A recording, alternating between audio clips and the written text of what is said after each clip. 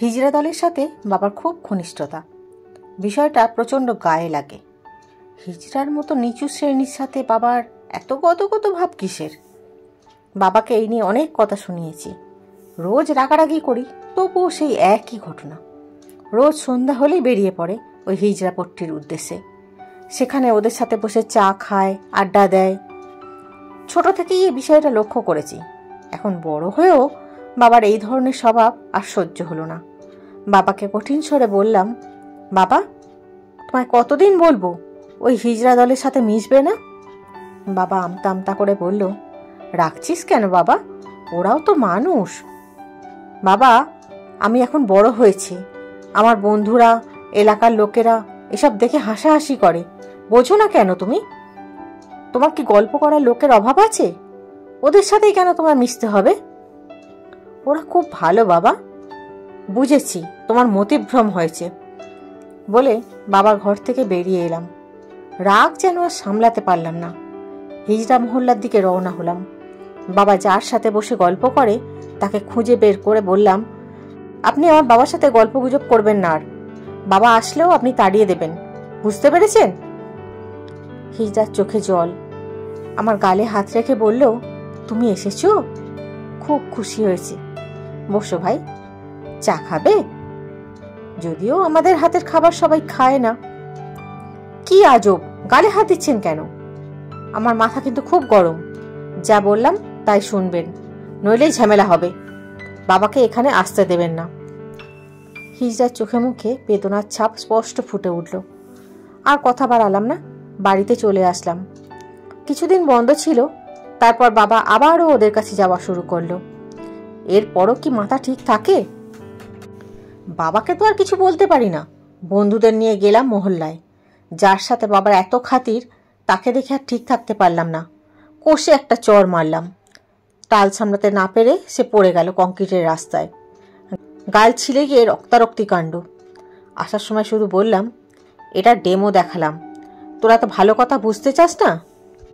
এই ঘটনা বিকেলের। সন্ধ্যায় লক্ষ্য করলাম বাবা কাঁদছে। বাবার কান্না দেখে আমার বুকটা হু করে উঠল। বাবাকে আমি অত্যন্ত সমীহ করি। কাছে গিয়ে বললাম, বাবা, তুমি কাঁদছো কেন? আমার বড় সন্তানটা খুব কষ্ট পাচ্ছে বাবা।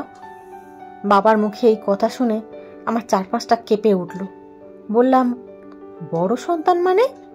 তোমার একমাত্র সন্তান তো আমি। বাবা চোখের জল মুছে বলল, হিজড়া পল্লীতে যার সাথে বসে গল্প করি ও তোর বড় বোন। জন্মের পর ওর অস্বাভাবিকতা দেখে হিজড়া মহল্লায় দিয়েছিলাম। তুমি কষ্ট পাবে ভেবে জানাইনি। ওর পরিচয় কেউ জানে না। আমি তো বাবা, কি করে ওকে দূরে সরিয়ে দিই বলো? সন্ধ্যায় কিছুক্ষণ গল্প গুজব করে আসি, এতেই ওর সুখ। প্রতিদিন তোমার কথা জিজ্ঞেস করে।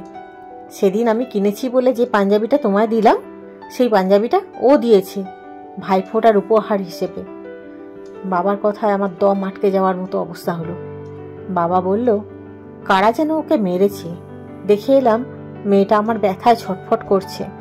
কে মেরেছে বলেনি তোমায়? না, বারবার বলছিল রাস্তায় পড়ে গেছে। একজন এসে আড়ালে ডেকে নিয়ে গিয়ে বলল, কারা যেন বিকেলে এসে ওকে মেরেছে। ওর সাথে কার এত শত্রুতা? মুখ ফুলে গেছে, রক্তে মাখামাখি।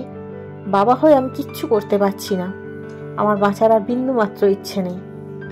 আমি বাকরুদ্ধ। এই পাপের প্রায়শ্চিত্ত আমি কি করে করব? ওই রাতে ডাক্তার সাথে নিয়ে মহল্লার কাছে আসতেই ডাক্তার বলল, এদিকে কোথায় যাচ্ছেন? আমার বোন ভেতরে আছে। হিজড়া? ওকে হিজড়া বলবেন না প্লিজ, ও আমার বোন। ধুর মিয়া, মাথা খারাপ নাকি আপনার? হিজড়ার চিকিৎসা করতে রেখেছেন? করবো না চিকিৎসা। ঠিক আছে, ব্যান্ডেজ, ওষুধ যা যা লাগে আমায় দিয়ে দিন, আমি নিজেই ওর চিকিৎসা করব। ডাক্তার প্রয়োজনীয় সব আমার হাতে দিল। দিয়ে আমি সব নিয়ে ঢুকলাম মহল্লায়। বোনের কাছে আসতেই আমার বুক হাহাকার করে উঠল। সযত্নে কেটে যাওয়া অংশ পরিষ্কার করলাম, ওষুধ লাগালাম, ব্যান্ডেজ করলাম। বোনের চোখে জল। জিজ্ঞেস করলাম, ব্যথা করছে? বোন হাউমাউ করে কান্না করতে করতে বলল, এই ব্যথা মনের, কখনো নিরাময় হবে না। এই ব্যথার ব্যান্ডেজও হয় না। নমস্কার।